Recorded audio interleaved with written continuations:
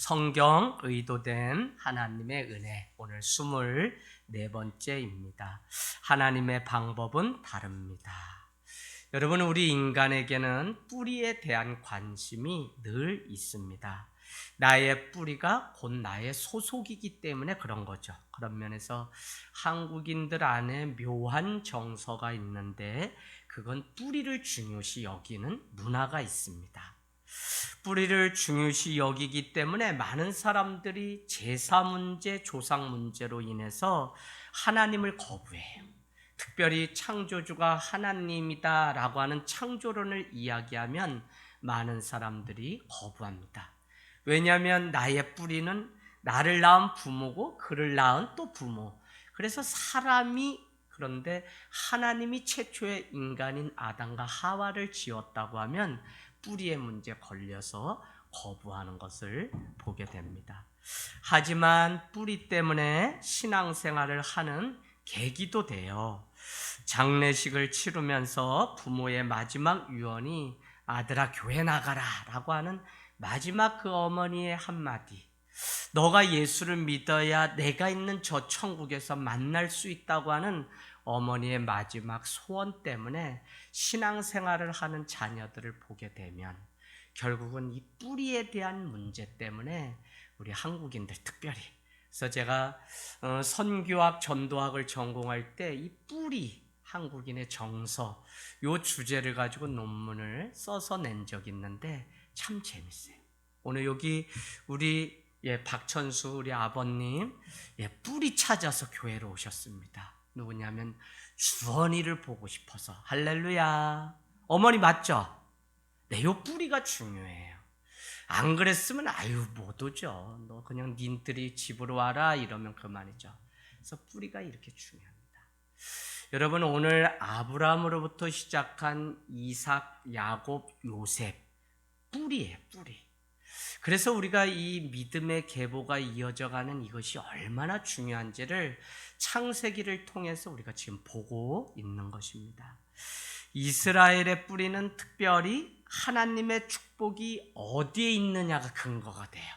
그래서 그냥 혈통으로 맞이기 때문에 뿌리다가 아니라 우리는 계속적으로 성경을 읽어보면 하나님이 그를 축복하셨기 때문에 그가 장자가 되고 그가 믿음의 계보를 잇는 뿌리가 되는 것을 우리는 보게 됩니다. 그래서 뿌리가 어디냐에 따라서 하나님의 축복이 있고 없고가 결정된다는 것입니다. 아무리 탁월하고 훌륭해도 내 자신이 이방인이 된다면 적어도 예수 그리스도를 모르는 한은 우리는 어떻게 되죠? 하나님의 축복 가운데 살 수 없는 것이죠. 오늘 그런 면에서 1절 말씀은 너무 중요합니다. 1절 말씀 한번 이렇게 가서 표시해 놓겠습니다. 2일 후에 어떤 사람이 요셉에게 말하기를 내 아버지 야곱 이스라엘이 병들었다 하므로 요셉이 곧 두 아들 므낫세와 에브라임과 함께 이르니, 아버지가 있는 곳으로 이르렀다는 것입니다. 아버지는 지금 어디 있는 거죠? 어디 있어요? 고센 땅에 있습니다. 기억하시죠? 고센 땅은 애굽에 속해 있으면서도 언제든지 가나안으로 갈 수 있는 곳이라고. 그래서 우리 믿는 자들은 세상에 속해 있지만 세상에 속하지 않은 방식으로 살아가는 그 믿음이 우리에게 있어야 된다는 것입니다. 그래서 여러분, 오늘 2일 후에라고 하는 것은 애굽의 총리가 된 아들 요셉을 찾아 아버지 야곱은 그 가족이 왔다가 그 허리에서 난 자가 출애굽기 1장 5절에 보니까 70인이었더라 라고 하는 것으로 보아 그 몸에서 난 자손의 수가 심히 번성하게 되어서 출애굽기를 우리가 지난주에 보면 결국 두려워하는 자가 누구냐면 애굽 사람들이 이스라엘 사람들의 번성함을 보고 두려워하고 감독자들을 세워서 그들에게 고역을 치르면서 이 람세스 보면 막 이렇게 요셉 성을 쌓는 이런 피라미드 쌓는 일들을 이스라엘 백성들에게 그렇게 시키는 것을 우리는 보게 됩니다. 그래서 여러분 47장 28절에 가서 이렇게 다시 한번 표시해 놓으세요. 27절 이스라엘 족속이 애굽 고센 땅에 거주하며 거기서 생업을 얻어 생육하고 번성하였더라. 그런데 그들이 가정이 야곱이 돌아왔을 때 요셉은 아버지 야곱에게 묻기를 뭐라고 그랬죠? 아버지, 반드시 애굽 왕이 당신에게 직업이 무엇이냐 그러면 나는 목축업을 하는 일입니다. 그러면 너에게 준다, 기름진 땅을 준다고 했을 때 목축업을 하는 사람들을 애굽 사람들은 상종하지 아니하므로 멀리 두기 위해서 그때 그러면 너희는 저기 고센 땅에 가서 그냥 찌그러져서 거기서 그냥 살아라 하고 분명히 내몰 테니까 그렇게 하라고 머리를 써서 고센 땅에서 살게 된 것을 우리는 알게 됩니다. 그러고는 야곱이 요셉과 헤어진 지 22년에 만나고 고센 땅 애굽에 온 지 28절에 보니까 17년이 되고 130세에 떠나서 왔으니까 지금 17년을 살았으니 147세가 야곱의 나이라는 것입니다. 그러고 보니까 오늘 147세가 된 아버지 야곱에게 들려오는 소식은 병이 들었다는 거예요. 병이. 근데 더 재밌는 것은 무엇이냐면 병이 들었다는 그 이야기를 듣고 아들 요셉, 애굽의 총리죠. 요셉은 그 애굽 땅에서 얻은 두 아들 므낫세와 에브라임을 이끌고 아버지를 만나러 가게 됩니다. 그게 2절에 나와 있어요. 그래서 그곳에 갔는데 재미있는 것은 무엇이냐면 2절 끝에 가보실래요? 요셉이 내게 왔다 하매 이스라엘이 누구죠? 야곱이 힘을 내어 침상에 일어나 앉았다는 것입니다. 전 참 이거 무슨 의미인지 알아요. 어머니가 아프시다는 거예요. 그래서 뭐 이종 사촌 형님들이 애삼촌이 막 저한테 전화를 주세요. 엄마 좀 한번 모시고 읍내 가서 링거 좀 한번 맞추면 좋겠다. 그래서 내려가면 벌써 내려간다는 소식을 듣고 집에는 뭐가 하냐면 연기가 막 모락모락 올라와요. 그러면 이게 어떻게 된 거지? 나 가면 구들장도 그냥 싸늘하고 뭐 이렇게 부엌에서 뭐 된장찌개 하나 냄새가 안 나고 그냥 그래야 되잖아요. 며칠째 알아 누웠다니까. 근데 가면은 연기가 막 올라오고 그냥 마당 입구부터 벌써 깨끗해요. 왜 그래요? 몸은 아픈데 자식의 사랑이 점점 연세가 드시면 그리운 거예요. 그래서 이거 자식들이 알아야 되는데 모르잖아요. 그래서 온다 그러면 아프다는 그 어머니가 그냥 일어나가지고, 그죠? 유순영 권사님 맞죠? 일어나가지고 뭐 동네 뭐 한 바퀴 다 쓸고 벌써 뭐 아들이 좋아한다는 손칼국수 밀어나, 이거 싫다면 또 손만두 해주려고 만두 한 상씩 막 얼려나. 그러면 제가 가서 엄마 아프다면서 뭘 이걸 아들 어떻게 해서 우리 아들 먹여야지. 엄마 지금 물도 한 그릇도 못 먹고, 엄마 물도 못 드시면서 뭘 이거를 못하라 하세요. 아유 그냥 한 그릇 사 먹으면 되지. 그런데 부모 마음이 그게 아니라는 거예요. 오늘 147세가 된 야곱도 아들이 온다는 그 소식을 듣고 침상에 걸터 앉아서 이제 그냥 마음에 힘을 주고 이렇게 앉아있는 모습을 보게 됩니다. 여러분, 사실 그냥 뭐 요한일서가 그냥 사랑이 모든 것을 덮고 사랑은 모든 허물을 덮고 사랑으로 남자답게 강건하라고 하는 고린도 후서의 말씀, 이 사랑에 대한 부분이 너무 많은데, 근데 이거 살아보면 살아볼수록 한 가지 분명한 건 있어요. 손잡으면 싸늘해. 목사님 안녕히 계세요? 이렇게. 그리고 웃지도 않아. 그리고 그냥 손도 안 흔들어. 그리고 뒷걸음도 뒤도 안 들어봐. 그럼 뭐예요?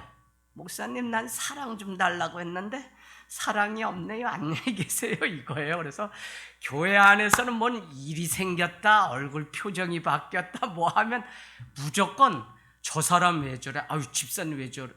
장로님 왜 저러셔? 이게 아니라 내가 사랑을 줄 때가 되었구나. 내가 이거 사랑 많이 드렸다고 생각했는데 이제 그 사랑이 다 떨어진 거예요. 그러니까 뭐예요? 사람들은 사랑을 확인하고 싶어 한다니까요. 맞죠? 그래서 저도 그렇고 여러분도 그렇고 우리는 사랑을, 특별히 이 코로나 기간에 떨어져서 뭐 이렇게 가는 게 당연한 것 같지만 안 그래요.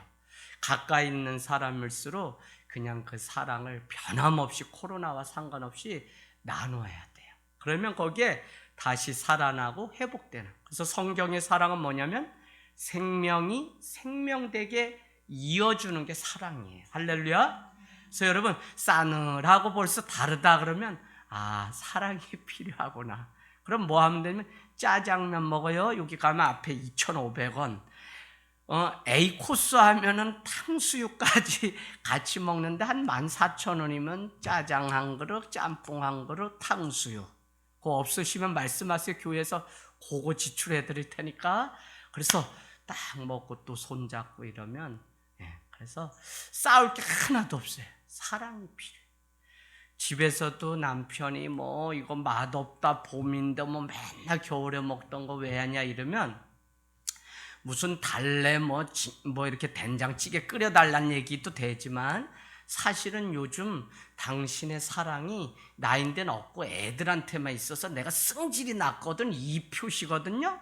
그러면 그럴 때 또 당신만 좋아하는 거 내가 준비했어 하면 그래서 여우 같을 필요도 있어. 나도 여우랑 살진 않는데 해보니까 또 여우도 좀 필요해. 여자가 뭘 그냥 다 뭐 이렇게 뭐 꼿꼿해서 대나무는 내가 하면 되고 여자는 좀 이렇게. 네, 김경아 사모님, 네, 사랑합니다. 예, 자 그래서 우리가 이게 사랑이 필요해요. 그러니까 아버지가 아들의 그 사랑을 확인하는 시간이 됐으니 더구나 애굽 땅에 와서 17년이 지났으니 얼마나 마음이 싸늘하고 힘들겠어요. 애굽의 총리가 됐으니 뭐 요셉이 매일같이 드나들 수 있어요. 고센 땅은 또 멀리 있는데. 그러니 아들이 보고 싶은 거예요. 여러분 오늘 죽음을 앞둔 야곱은 요셉에게 장자권을 주기 위해서 요셉의 아들 에브라임과 므낫세를 아들을 삼겠다고 선포합니다. 손주임에도 불구하고 12지파 안에 자기의 아들로 삼겠다고. 그래서 여러분 성경을 알면 어떻게 돼요? 12지파가 나오는데 그 12지파 중에 에브라임과 므낫세의 이 지파가 결국은 요셉의 아들들입니다. 그래서 여러분 오늘 애굽에 오면서 야곱이 가슴 깊이 생각해 두었던 것이 있다면 그것은 요셉의 두 아들을 이스라엘의 순수 혈통이 아닙니다. 특별히 창세기 46장 20절로 가보세요. 창세기 46장 20절 족보가 소개되어 있는데 46장 20절에 애굽 땅에서 온의 제사장 보디베라의 딸 아스낫이 요셉에게 낳은 아들이 뭐냐면 므낫세와 에브라임입니다. 그러니까 문제는 뭐냐면 요셉은 애굽에 온지 이 아스돗이라고 하는 여자를 얻어서 아들을 낳았어요. 그러니까 자기가 가만히 생각해 보면 이스라엘의 혈통이어야 되는데 이방 여인을 통해서 얻은 아들이 있으니 요셉에게는 얼마나 큰 근심이겠습니까? 어떻게 오늘 야곱은 이 사실을 알았는지 그것 때문이 아니겠지만 하나님의 섭리가 있겠지만 오늘 야곱은 그 자녀를 자기의 아들로 삼겠다는 것입니다. 여러분 마치 자녀들이 살아갈 세상에 대해서 부모는 걱정을 하기 마련입니다. 야곱은 요셉의 이런 마음을 이미 알고 있었기에 그의 믿음의 유산을 자녀들에게 전수하기 위한 부모로서의 마지막 책임이 바로 이것이라는 사실을 알고 있었다는 것입니다. 자신의 때에 이 문제를 정리하지 않으면 이 자기의 아들들 안에 또 이 손주 되는 에브라임과 므낫세 안에 큰 싸움이 일어날 것을 알고 있었기 때문에 그는 이 장자에게 주는 축복권의 이 문제를 해결하려고 했다는 것입니다. 자식은요, 부모의 영광입니다. 하지만 더 중요한 것은 부모가 자식을 세워놓지 않으면 아무런 영광이 없다는 것이죠. 우리 부모의 믿음의 그 열매는 무엇이냐면 자식을 통해서 얻을 수 있기 때문에 믿음의 후계자를 세워야 되는 것은 부모의 역할이에요. 왜 그러냐면 부모의 믿음은 결국 믿음대로 살아가는 자녀를 통해 증명되고 자녀가 어떻게 살아가느냐가 그 부모가 살아서의 믿음을 어떤 분인지 됨됨이를 드러내는 것이기 때문에 우리는 사실 내가 잘 믿는 일 중요하죠. 그러나 자녀의 믿음까지도 잘 세워가야 되는 숙제가 우리에게 늘 있습니다. 여러분, 오늘날 우리 사회에도 자녀를 잘못 세우게 되어서 부모의 그 영광과 재산을 다 하루아침에 탕진하는 일들을 많이 봐요. 저는 우리 안흥이라는 우리 고향이 좋긴 한데 저기 가까운 그냥 곳에 뭐 이렇게 정선에 뭐가 있죠? 그러니까 그냥 서울에서 막 생활하다 안 돼서 부모가 겨우 그냥 칼국수집이고 읍내서 해서 그래도 자식 다 이렇게 출가시키고 돈을 이렇게 좀 모아놨는데 서울 생활이 시원치 않으니까 내려와서 부모 일 이어서 해라, 안흥 빵 빚어라 뭐 이렇게 해서 내려왔는데 밤이면 그곳으로 출근을 하는 거예요.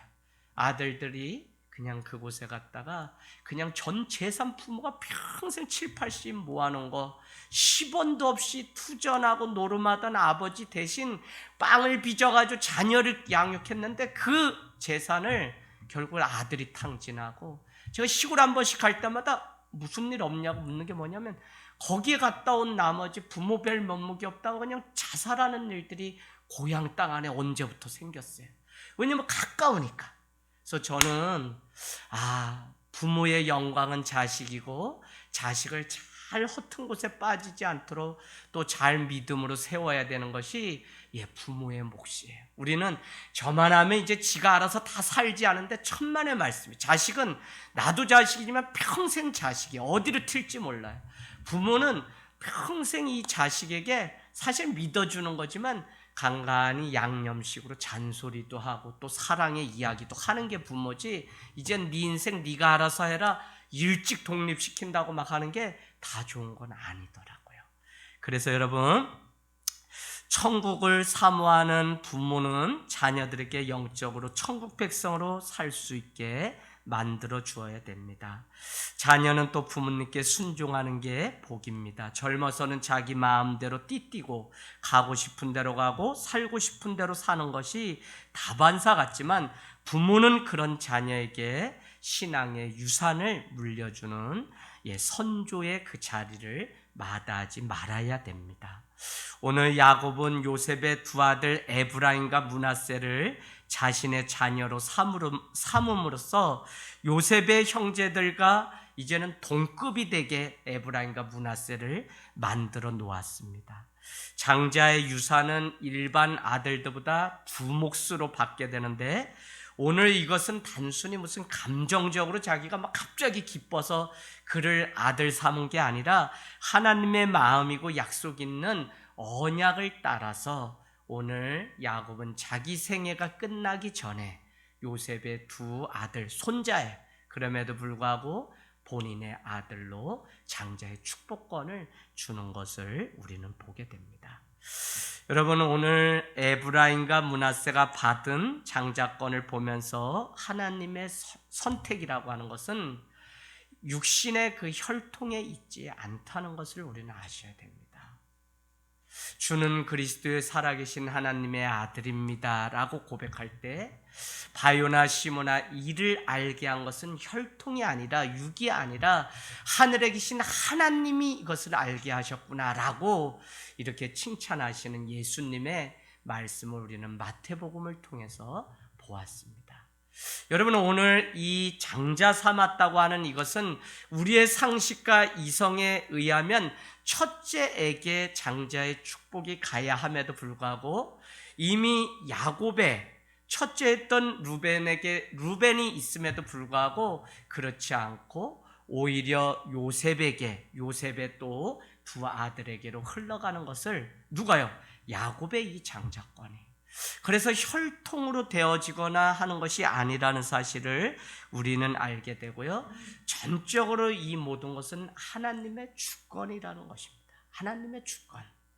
하나님의 주권이 왜 중요하냐면 하나님의 주권을 알지 못하기 때문에 성경은 아브라함, 이삭, 야곱, 요셉이 혈통적으로 우수하거나 무슨 허점이 없어서 그를 민족의 이 이스라엘의 조상으로 삼은 것이 아닙니다. 그들도 허점 투성이라고요. 그러나 그들이 역사의 무대의 주인공이 되었던 것은 전적인 하나님의 주권이고 선택이고 섭리였다고요.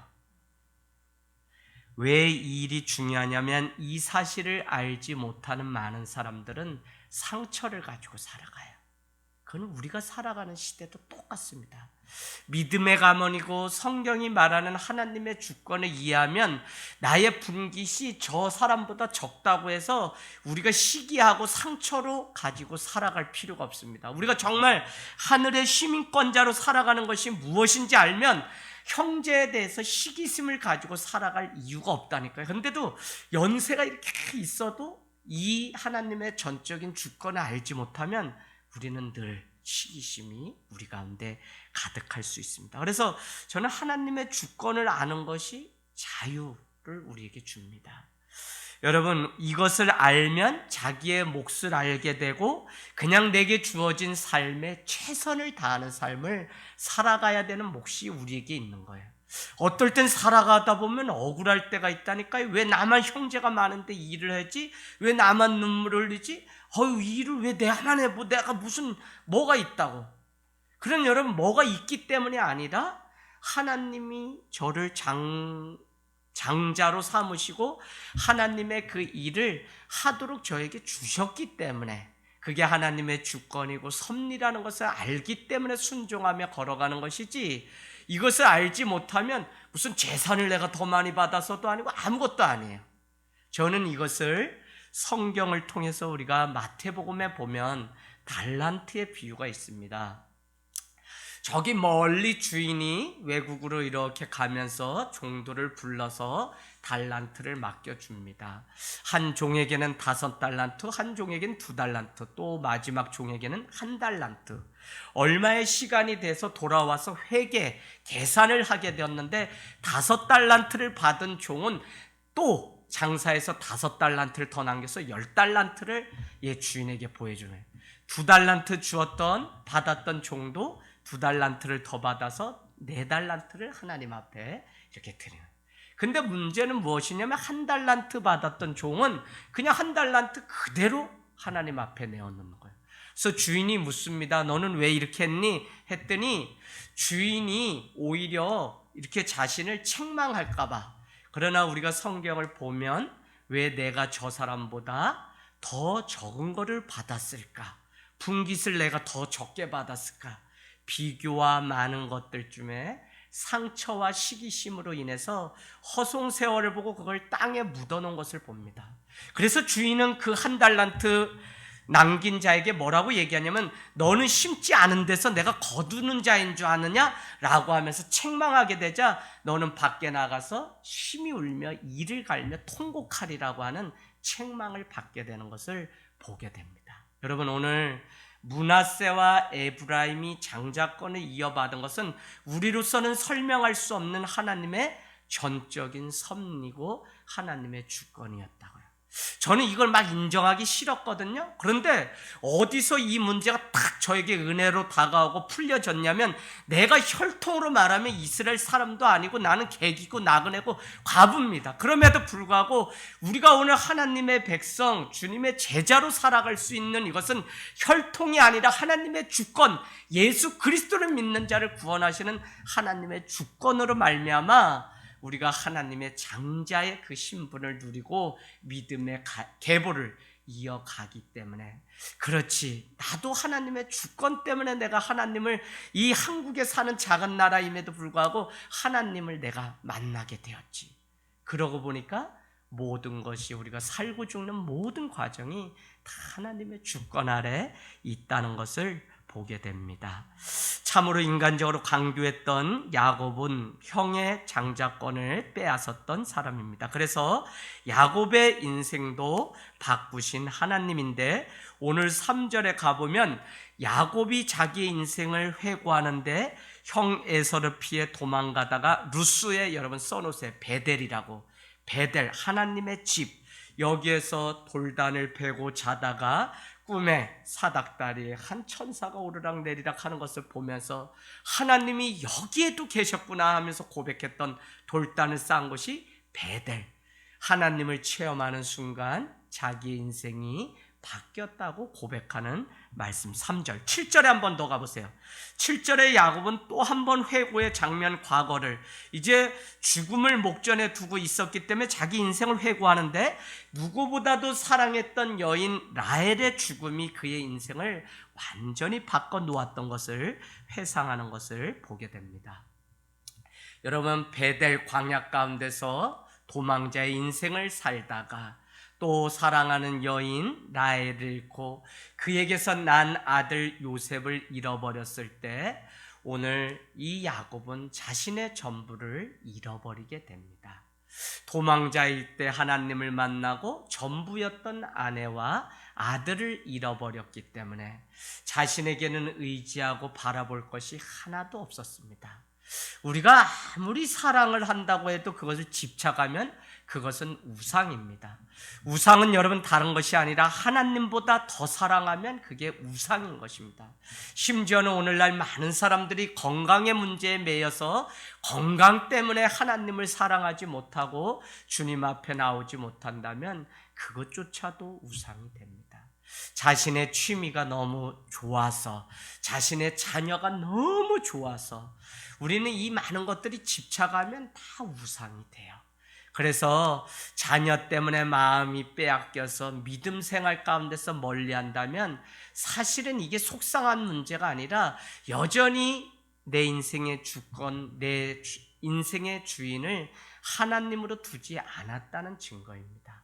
그래서 오늘 이 야곱의 인생이 바뀐 두 가지의 이 사건이 왜 중요하냐면, 그는 라헬이 자기의 우상이었고 요셉이 자기의 우상이었는데 22년간 떨어져서 살아가는 동안 결국은 하나님밖에 없다는 사실을 알게 되었고, 그 사실은 이미 광야길 베델에서 하나님을 만남으로 인해서 여기에 또 하나님이 계시는구나.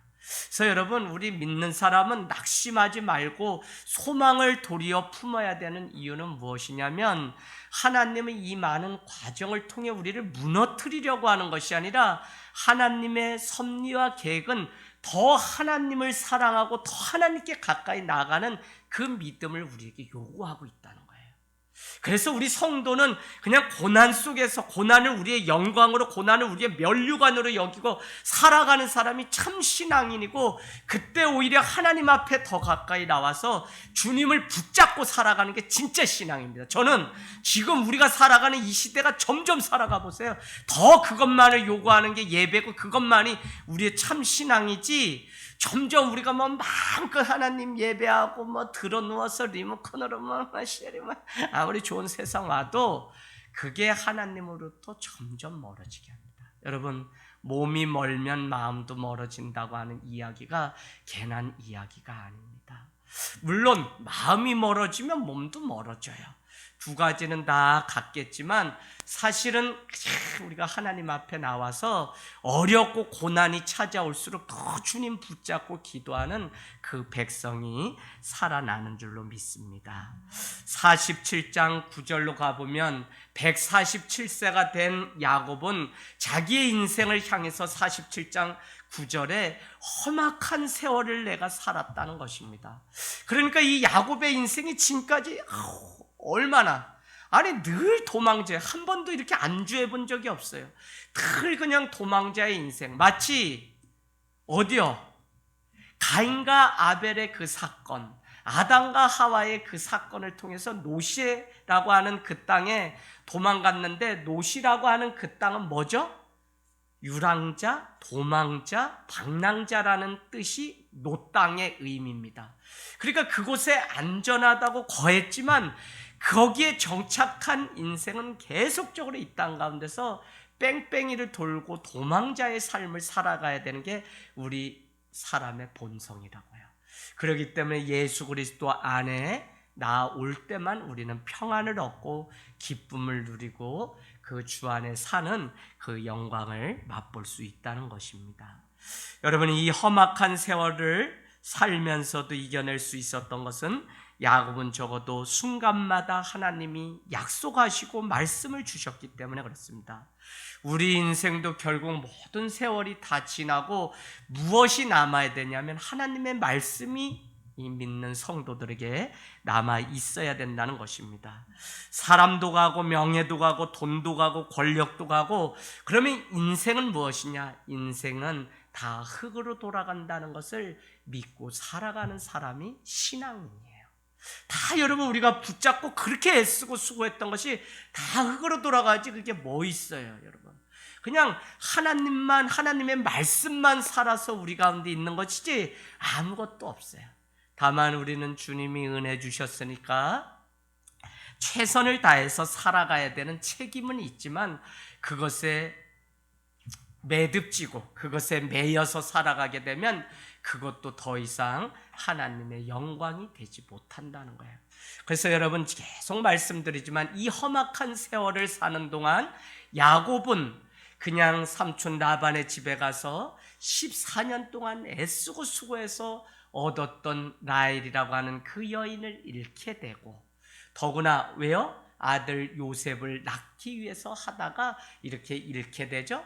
그래서 태어난 아들이 요셉이기 때문에 너무 사랑하는데 그 요셉조차도 우상이 되었기 때문에 이 험난한 세월을 살아가는 이 고난의 시간 동안 결국 야곱의 그 고백은 무엇이냐면 하나님만이 전부라고 하는 고백을 오늘 우리 가운데 하고 있다는 것입니다. 여러분, 모든 것은 다 흙으로 가기 때문에 우리는 하나님만 의지하고 영원한 것을 붙잡아야 됩니다. 초대교회가 성령이 임하게 되자 두 가지 특징이 있는데, 첫 번째는 자기의 삶의 자리를 들고 일어나서 하나님의 자리로 갔다는 것입니다. 할렐루야. 두 번째는 무엇이냐면 영원한 것을 얻기 위해서 영원하지 않은 것을 포기하고 버리는 믿음이 초대교인들에게 있었다는 것입니다. 그래서 신앙이라는 것은 뭐 이래도 좋고 저래도 좋은 게 아니라 무엇이 영원한 것인지, 무엇이 절대인지를 우리는 기억하면서 하나님 앞에 나아가야 된다는 것입니다.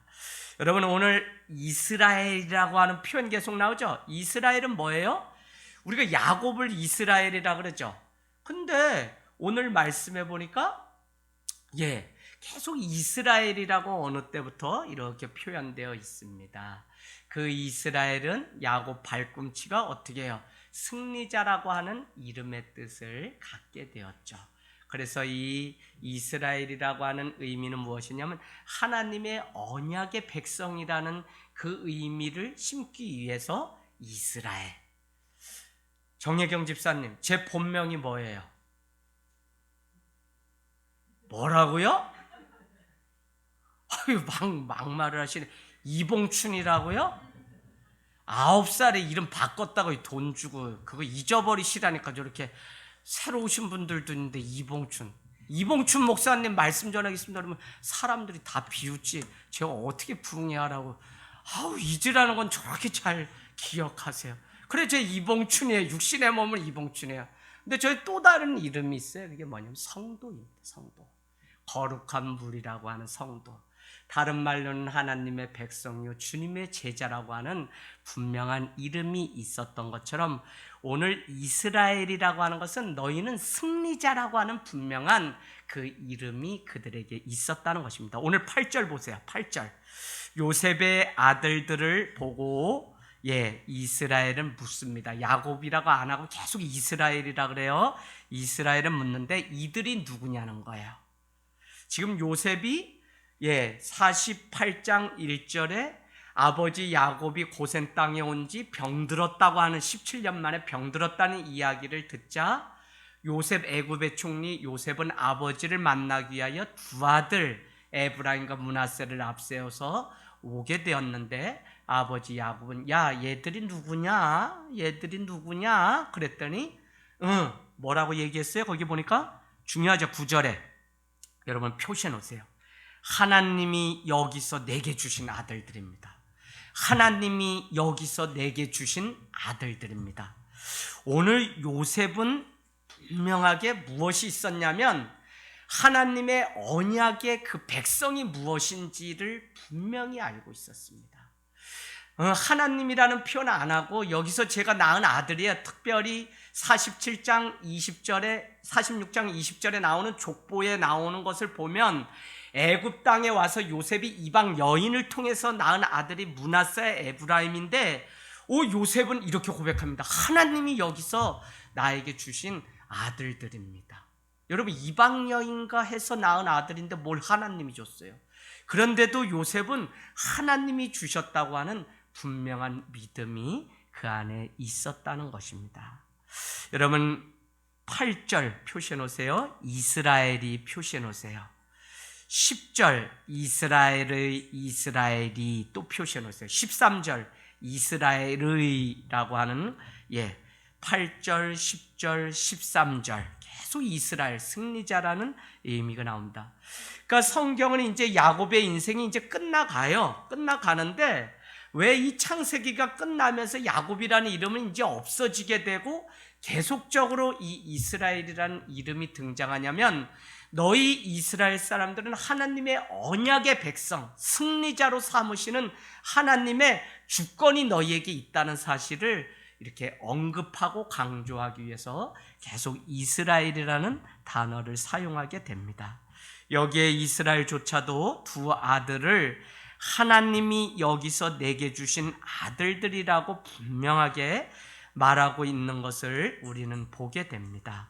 여러분, 언약의 상속자라는 의미죠. 그래서 우리가 우리 자녀를 향해서도 이러한 마음이 있기를 원합니다. 육신적으로 낳은 아들이 아니라는 거예요. 우리 자녀들이. 이걸 우리가 어디서 보면 알 수 있냐면 마태복음 1장 예수님의 족보가 있는데, 아브라함이 이삭을 낳고 이삭이 야곱을 낳고 이렇게 착착착착 나오죠. 그런데 그 낳고 하는 표현이 육신적으로 내가 때가 되면 아들을 낳았다는 의미가 절대 아닙니다. 그건 뭐냐면 영적으로 하나님의 언약된 백성, 자녀를 낳았다는 의미지, 그냥 내가 뭐 때가 돼서 그냥 누구랑 결혼해서 애를 낳았다, 이런 의미가 아니라고요. 그래서 이 생명의 족보에 낳았다고 하는 것은 영적으로 그를 하나님의 언약의 백성으로 삼으셨다는 의미예요. 그래서 여러분이 자녀들을 내일 아침부터 또 아니면 오늘 일 마치고 자면서 한번 손잡고 같이 기도해 보세요. 엄마가 먼저 사랑하는 자녀를 언약의 백성으로 주셔서 감사합니다. 또 언약의 부모님을 나에게 주셔서 그 축복이 저에게 임하게 도와달라고 자녀가 기도할 수 있으면 성경의 창세기에 또 후편이 되는 것입니다.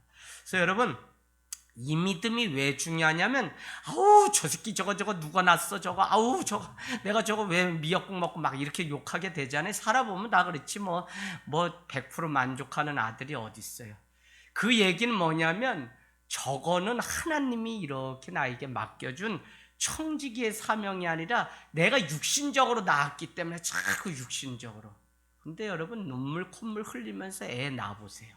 오늘도 사랑하는 권사님이 막 태문이 열리지 않아서 막 중환자실로 들어가서 이렇게 옛날에 섬겼던 교회 권사님이 문자가 막 왔어요. 목사님 이제 몇 센치 열렸대요, 기도해 주세요.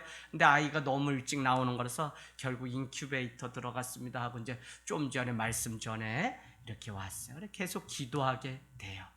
여러분, 이렇게 어렵게 자녀를 낳아보면 이 자녀는 정말 하나님의 선물로 우리가 얻은 것이지, 그러고 보면 어떻게 해요? 오늘 48장 2절에 당신의 아들 요셉이 두 아들을 데리고 왔습니다라는 이야기를 듣고 1절에 등장한 야곱이 병이 들었음에도 불구하고 아들이 왔다는 그 말에 벌떡 일어나 침상에 앉는 이런 일들이 생기게 된다는 것입니다. 여러분, 요셉은 두 아들 에브라임과 므낫세가 하나님의 언약의 백성이 되기를 간절히 원했을 것입니다. 비록 애굽 여인을 통해서 낳은 아들이지만 이 아들에게 하나님의 축복이 임하기를. 이에 요셉은 장자 므낫세를 아버지 야곱이 이제 축복한다고 하니까 그 이제 임종 직전에 이 아버지의 오른손 쪽에 장자 므낫세를 데려다 놓고 아버지의 왼손 앞에 둘째 에브라임을 놓게 됩니다.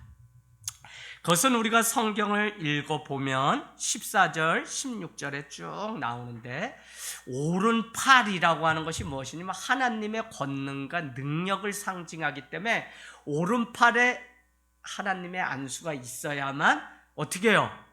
그가 장자의 축복을 받을 수 있는 것입니다. 또 제가 이렇게 말씀했더니 자꾸 또 목사님이 오른손으로 안수 안 하고 왼손으로 했기 때문에 이게 무효다 막 이런 분들이 또 있어요. 이건 억지예요.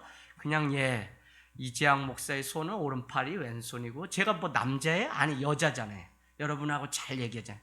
그러니까 여러분 그냥 그런 거 없이 어쨌거나 영적인 의미가 그거기 때문에 아버지 요셉은 두 아들 중에 므낫세 첫째를 할아버지의 장자권의 축복을 받도록 그렇게 놓았다는 겁니다. 그러고는 쭉 고백하는데 16절에 이런 고백이 나옵니다. 나를 모든 환난에서 건지신 하나님.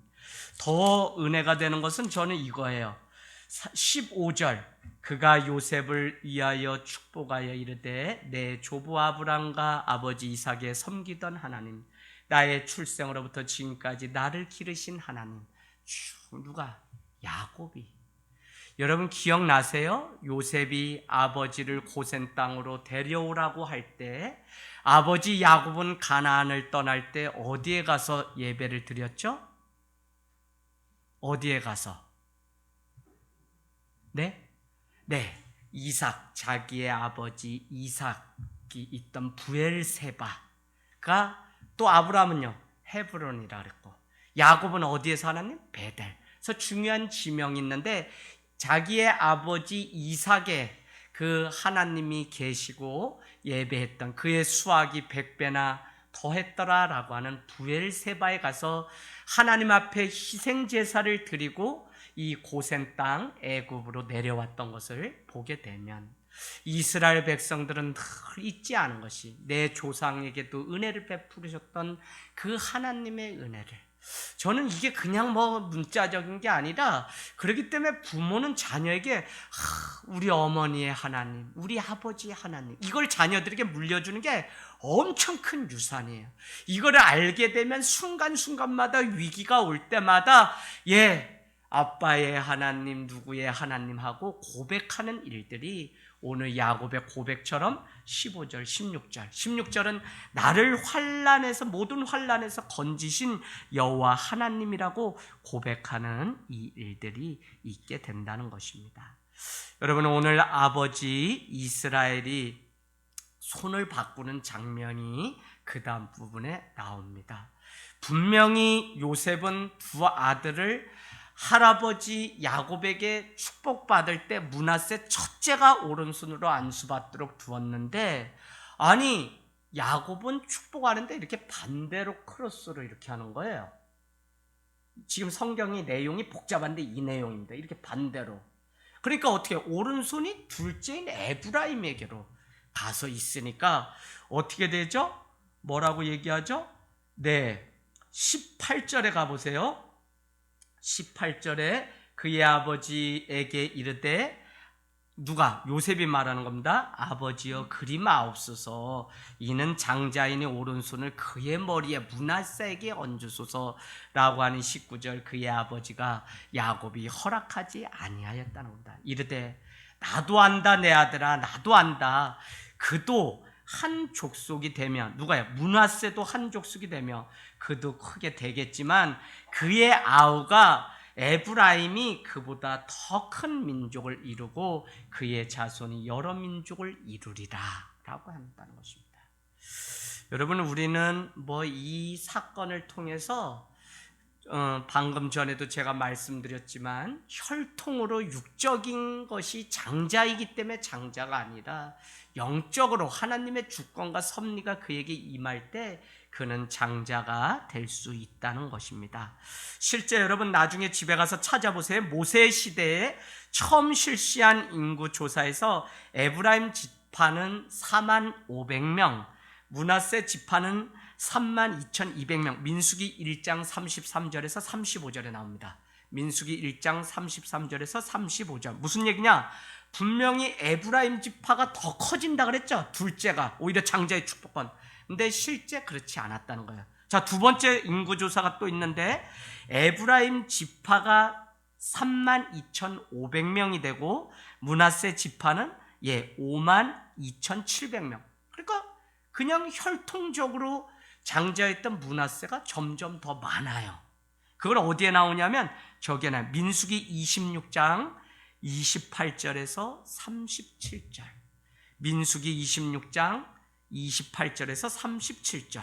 그러니까 이 이야기는 무슨 이야기냐면 결국 이스라엘 백성이 오늘 이 말씀을 듣고 출애굽을 하고 모세가 그 백성을, 민수기는 뭐예요? 넘버링을 매기는 거죠. 백성의 숫자를 센다. 민수기잖아요, 한문으로. 그래서 숫자를 세보니까 오늘 둘째였던 에브라임이 장자의 축복을 받고 더 큰 민족을 이룬다고 했는데 실제 출애굽하고 그 광야에 와 있는 백성들의 인구의 수를 세니까 그렇지 않았다는 거예요. 그러면 하나님의 이 언약 약속이 이루어지지 않았냐? 언제 이루어지게 되냐면 솔로몬 이후에 두 나라로 분열되게 됩니다. 언제요? 북이스라엘과 남유다로 나눠지게 되죠. 그때 에브라임 지파는 북이스라엘의 가장 영향력이 큰 민족이 되고, 북이스라엘이라는 표현을 안 쓰고 에브라임이라는 표현을 호세아서나 이사야서에 가면 사용하게 되는데, 이사야서 7장 2절 써놔보세요. 7장 2절, 7장 5절, 7장 8절에서 9절 에브라임이라는 단어를 이스라엘이라는 단어 대신 나라 이름을 쓰게 돼요. 무슨 이야기인지 아시죠? 그 다음에 이게 어디 나오냐? 호세아서 9장 13절에 가면 이스라엘, 북이스라엘을 에브라임이라고 아예 지칭해요. 그러니까 에브라임은 솔로몬 이후 두 왕국으로 갈라졌을 때 실제 오늘 이 장자의 축복을 받았던 둘째 에브라임의 민족이 더 큰 민족을 이룬다고 하는 것이 실제가 언약이 성취되는 것을 우리는 보게 돼요. 여러분, 하나님은 말씀하시면 1.1획도 틀리지 않아요. 그래서 성경에서 가장 좋아하는 표현이 하나님은 성실하신 분이라는 표현입니다. 성이라고 하는 것은 사실 우리에게 붙일 수 없어요. 우리는 우리가 말하고서 지키지 않을 때가 얼마나, 내가 목사 된 거를 얼마나 후회하는데, 목사님 이제 잘할 거, 이제는 꼭 지킬게. 난 맨날 쏘가요, 목사 되고서. 그래도 어떻게 맨날 쏘가주는 게 목사지. 왜? 하나님도 저한테, 이 뺀질이한테 맨날 쏘가가지고 그냥 지금까지 참고 목사까지 삼아줬으니, 나도 뭐 성도들이 목사님 내일은 꼭 봐요? 안 봐요. 못 와요. 꼭 본다 그러면 안 오셔요. 그러니 이제는 뭐 맨날 했다가 사람이 그렇지, 거다가 은혜가 확 임하니까 에이구, 그 사람이나 나나 뭐 나도 옛날엔 다 그랬지. 아유, 감사해. 어떨 때 감사해. 왜? 목사니까 그래도 교회 안 나갈 수는 없잖아. 지켜야지. 감사되니까 목사가 된 게. 옛날에는 목사님 갈게요, 바로 갈게요. 우리 또 강원도는 좀 이따 갈게요 이러면 그게 10분 뒤에 도착이 아니라 좀 이따란 말이 3시간 뒤야. 강원도 사람 말은 잘 들어요. 다 왔어요. 이게 5시간 뒤에 도착한다는 얘기야.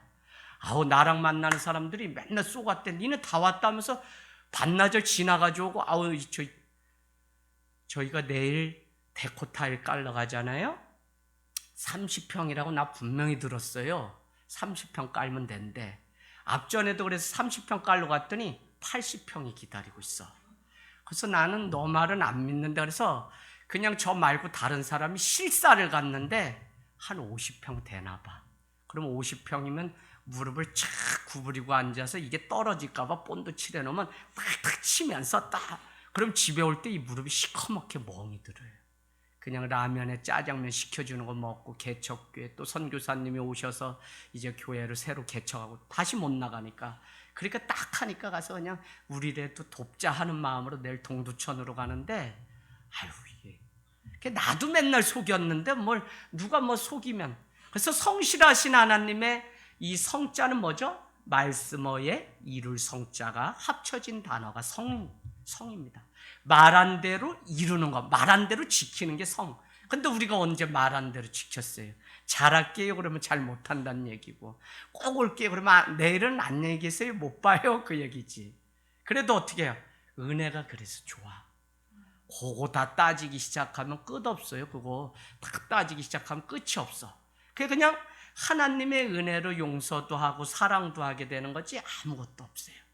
자, 그래서 오늘 이 말씀을 통해서 우리는 언약을 성취하시고 이뤄가시는 하나님을 보게 됩니다. 이제 말씀 마치면서 이삭이 등장하죠. 창세기 27장 1절 가보세요. 창세기 27장 1절에 똑같은 말씀이 오늘과 같이 나옵니다. 창세기 28장 1절.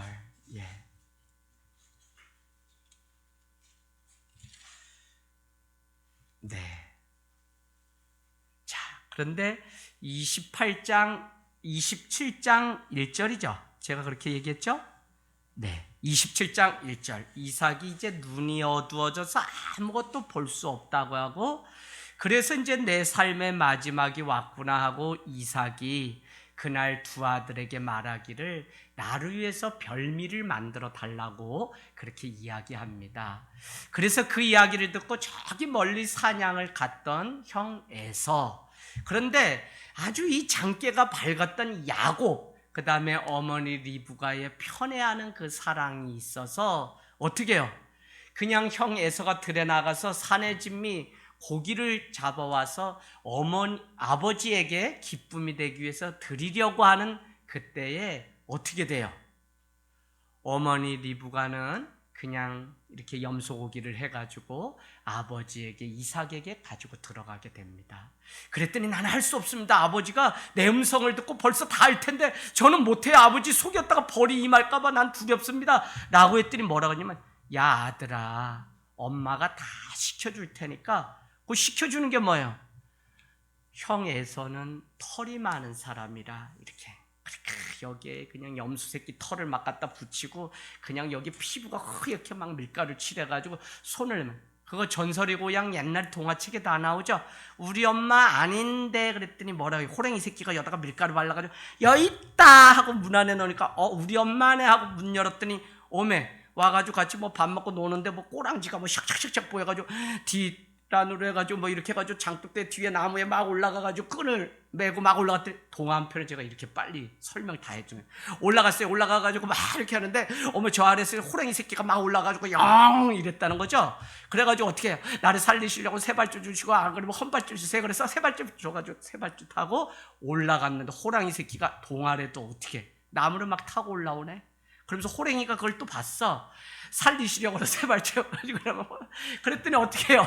헌발줄이 내려왔는데 호랭이가 이것도 모르고 그냥 올라갔다가 떨어져서 죽어서 피가 쏟아졌다. 그래서 뭐가 있다고요? 요거 아시는 분은 옛날 분이다. 뭐가? 수수.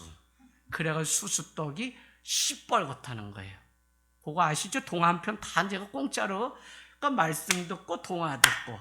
자, 그런데 오늘 이 말씀이 어디에 나오냐면 48장에 저기 한번 가보실래요? 10절에 48장 10절에 똑같은 장면이에요. 이스라엘, 다른 이름은 야곱이죠. 이스라엘의 눈이 나이로 말미암아 어두워서 보지 못하더라 라고 하는 똑같은 장면이 나옵니다. 여러분, 오늘 이 야곱은 눈이 어둡고 희미하지만 영적인 분별력은 분명했던 사람입니다. 이삭과 달리, 이삭이 물론 속아서 그 아들 요셉을 그냥 축복했던 그 일도 하나님의 섭리겠죠. 그럼에도 불구하고 오늘 이 야곱은 땅의 방식이 아니라 하나님의 그 섭리를 쫓아서 오늘 축복하는 일들이 있게 됩니다. 땅의 방식, 땅의 것을 집착하게 되면 하늘의 일을 이루지 못합니다. 무엇이든지 집착하면 그것에 매여서 하나님의 축복으로부터 멀어져요. 자녀도 똑같습니다. 자녀에게 집착하면 하나님의 자녀라는 생각을 하지 못하고 함부로 내 마음대로 하려고 합니다. 오늘 야곱은 요셉의 두 아들 에브라임과 므낫세를 축복할 때 땅의 원리로 하지 않았습니다.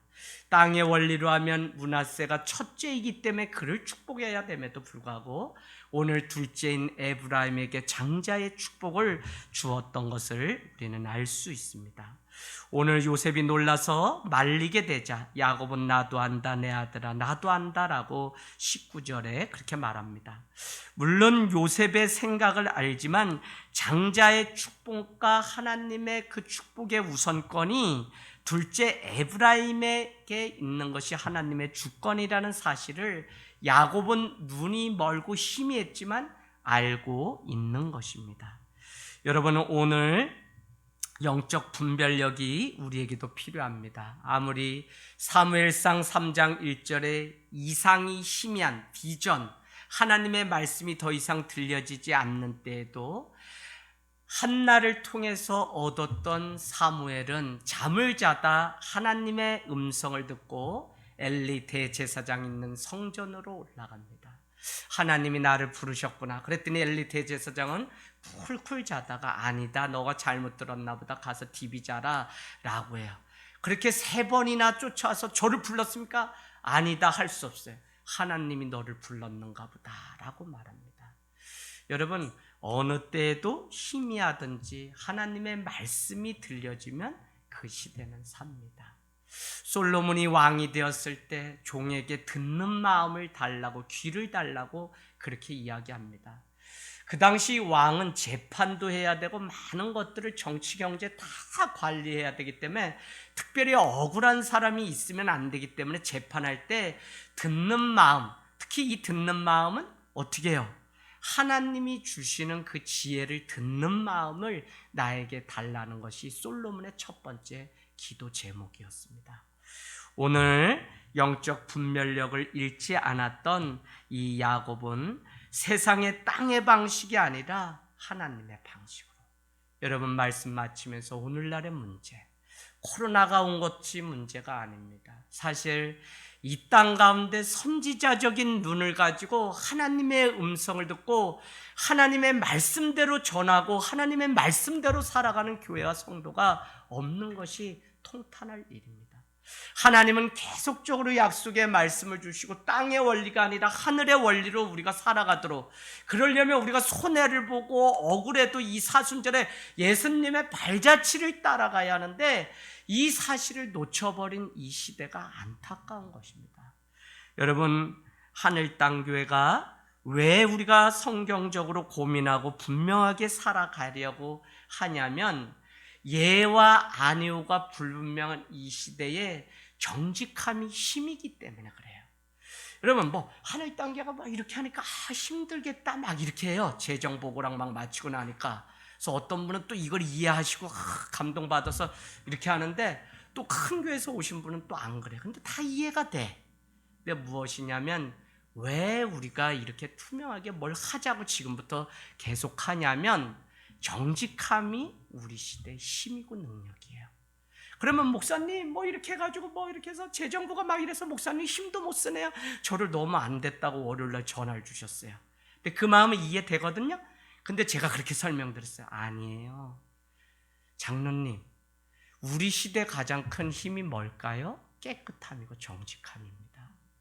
정직하게 목회하고 정직하게 교회가 운영된다고 말한다면, 뒤집어 말하면 목회자인 저는 걸릴 게 없기 때문에 더 힘있게 목회한다는 증거지. 그게 뭘 붙들려서 살고 목사님 이제 정권 다 빼앗겨서 힘도 없네, 걱정 안 하셔도 돼요. 제가 설명을 드렸더니 목사님 그러네요. 여러분, 오늘 정직하게 하나님 앞에, 주님의 말씀 앞에 인생을 걸어가는 이것이, 손해보고 능욕을 당하여도 주의 뜻을 따라가는 것이 사순절 우리가 주님 앞에 정직함으로 살아가야 될 이유입니다. 우리가 드리는 예배가 왜 능력이 될까요? 정직하게 하나님께 시간을 드렸기 때문에 그렇습니다. 정직하지 않으면 아무런 힘이 없게 돼요. 하나님께 드려야 될 것을 드리는 것이 정직함입니다. 마리아가 향유값을 깨뜨려 주님께 드렸던 것처럼 어떤 인생이든지 30대, 40대, 50대 내 인생의 때에 하나님 앞에 드려야 할 것이 있습니다. 어떤 사람은 내 젊음과 꿈을 막 쫓아서 살아가지만 사실 그때 하나님 앞에 더 헌신을 드려야 될 때가 있어요. 더 내가 하나님 앞에 기도를 심어야 될 때가 있다고요. 그게 저는 우리 시대에 우리가 깨트려야 되는 향유값이라고 봐요. 정직함으로 하나님 앞에 드리는 것이 느헤미야 8장 10절처럼 여호와를 기뻐하는 것이 우리의 능력이라 힘이라 말씀하신 것처럼 우리가 정직함으로 말씀 앞에 땅의 방식으로 혈통에 의해서 세우는 것이 아니라 하나님의 주권을 이해하고 하나님의 뜻이 바로 이 에브라임에게 있음을 알고 사사로운 감정에 따라 반응하는 것이 아니라 언약의 말씀 따라 반응함으로 하나님의 일이 되도록 하는 역사가 있게 되기를 원합니다.